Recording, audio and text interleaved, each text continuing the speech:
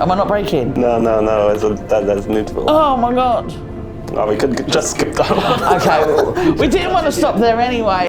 Hi, I'm Joe. And I'm Johannes. We're from Dovetail Games, and today we're at TfL challenging real-life London Underground drivers in our virtual cab. Right, so I'm going to be playing the Mildmay line, Stratford to Richmond. Actually, this is the first time that I've ever been on the the line even in the game and real life, so this is going to be an experience, I think. One thing I have noticed from the outside is that the overground trains sit a lot higher than the Bakerloo trains do. This is a lot more modern than what I'm used to on the Piccadilly. Our trains are actually 50 years old this year. They were 1973 stocks, but they weren't introduced until 1975. And yeah, this is a lot more modern, a lot more spacious. Oh, look at the space. Hopefully the new 2024 stocks will give me a lot more space. It's actually quite tricky to kind of try and maintain your speed to the specific, because I feel like if I put too much power on, I'm gonna go over it. There we go. Has it got the gradient of the track in the game? Yeah, you see on the right side how much the gradient is. Oh, it's going downhill. Okay, so lay off the accelerator a little bit then if it goes down. There's a whole lot of systems we don't have on the underground, so we don't have AWS, we don't have vigilance pedal. Instead, we've got the OPO alarms, because we have, especially on the Piccadilly, a lot of signals, a lot more than what National Rail would deal with. We've got cab to cab, that's cool. Yay. Right. Do you have the GSMR on the Piccadilly line? We don't use GSMR, we use a different system called Connect, but same kind of principle, just for London Underground use. And it's how I would contact the line controller or the signaller, just like on National Rail they would use GSMR to get in contact with their operations or the signaller. You said you do also drive Northern Line trains. Yeah.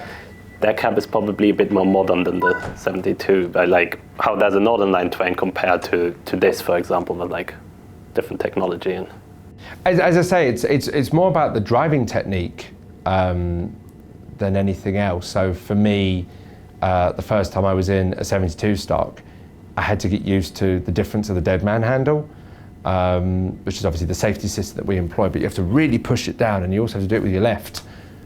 My dominant hand is my right, and that's what I'm used to driving for the Northern Line as well. So for me, having to drive completely differently was also trying to get used to kind of like where the positions are on the traction brake controller, so the TBC. That was kind of, for me, kind of what I was more trying to get used to. Not used to having such a big view of everything. We have quite small windows on the tube.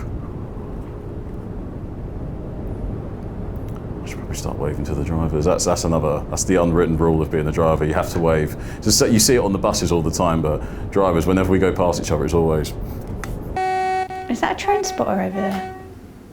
Train enthusiast. Oh, it is. he's taking a selfie with you. Oh, that's sweet. I always blow the whistle for train enthusiasts. It's just easy to make people's day. Because of the low friction, gradients are huge, and you can, without even realising, pick up a lot of speed in a very short time. And in fact, I will use gradients to my advantage. There are certain areas, for example, going between Oakwood and Southgate, you go down a massive hill.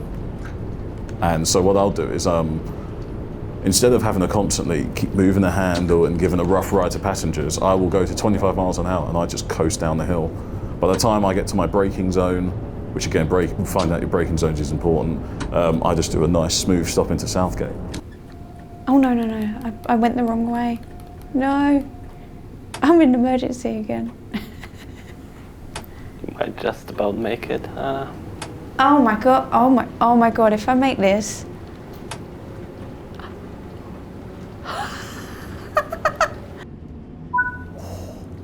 That was a good stop.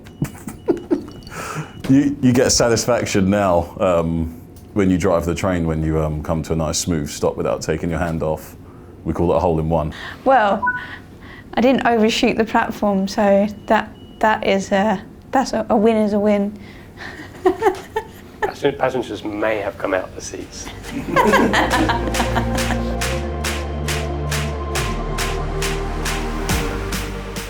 So this is your bread and butter then, Andre? You know this. It is. This is me every day. This was me this morning.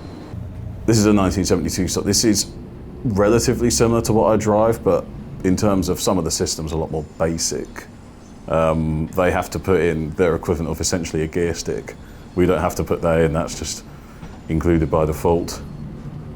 But you can drive on National Rail with these trains. I can't drive on National Rail with mine. I think it's very impressive, to be honest. The graphics are great, the interface makes sense, it certainly feels real. Not in service. Sorry.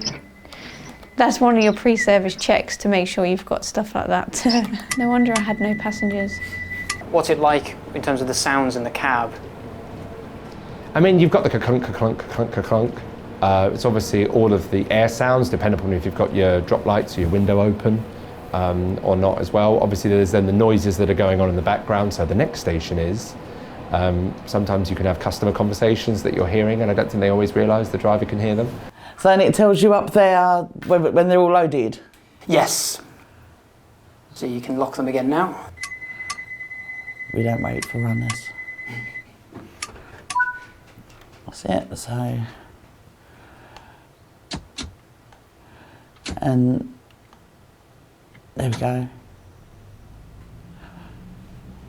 The trains are quite frequent on that one, right? So the people who just came down, they get the next one. Oh, I've got into a tunnel. I thought I pressed something. This is one of my moments where I know to start braking, is the points crossovers. How do you learn the gradients? Just by feel? You can genuinely feel it. So what I'll do is I'll go off and release now, and you'll see I'm doing 17 miles an hour, and it's a 0.6% gradient. And you'll see my speed limit just increase, because again, there's just so little friction. This is why trains are so efficient. So the rule always is halfway down the platform, you want to basically be at 15 miles an hour. And then you should be able to brake quite easily.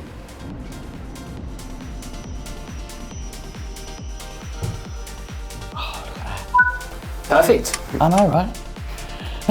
It's almost as if it was my real train.